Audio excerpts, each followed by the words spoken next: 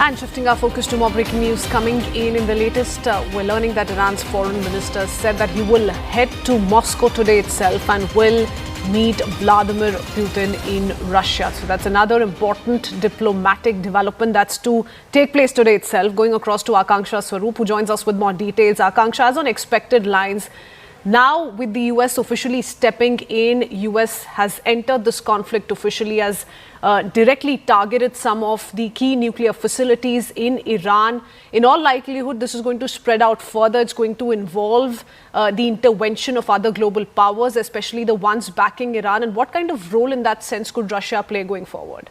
Absolutely. In fact, not just Russia, but China and Russia both are countries that are allies to Iran. They have a significant global influence.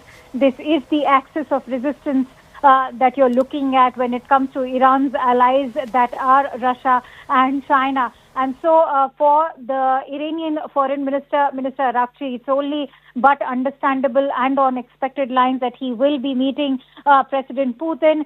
China has, of course, been condemning throughout this entire conflict, as is Russia. Russia, in fact, just this last week had warned the U.S. against any military intervention in the Israel-Iran war. Kritzvin, the head of Russia's Nuclear Energy Corporation, warned that an Israeli attack on Iran's nuclear power plants could lead to a Chernobyl-style catastrophe. So Russia understands the impact. It understands the kind of threat that these kind of attacks at the nuclear facilities bring, because they've witnessed the impact of nuclear leakages in the case of Chernobyl, which of course was not a military intervention, but nonetheless they've borne the impact of this. So having said that, we'll have to see how directly would Russia want to get involved. Days ago, in fact, the Russian president had also offered to mediate this entire crisis, to which the US president had very sarcastically taken a dig at the Russian president and said that, do me a favor, Vladimir, why don't you mediate the war in Ukraine and bring that war to an end? So that also indicates, can Russia directly afford any kind of an involvement, given that they still have a prolonged conflict in Ukraine? Or will they, like China, silently and militarily back Iran, as has been the case in the recent crisis between India and Pakistan, where we saw that there was a lot of defense equipment being sent by China to Pakistan?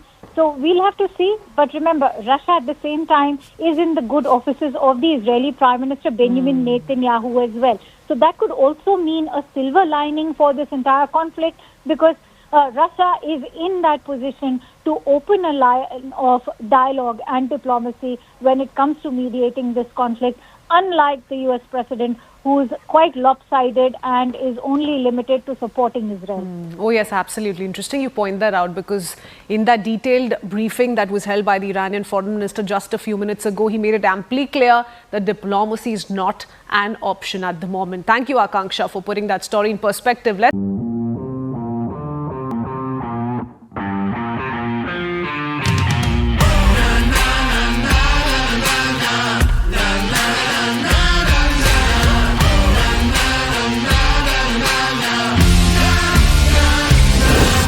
Make informed decisions with comprehensive analysis on the go. Strengthen your portfolio with real-time market updates on the go.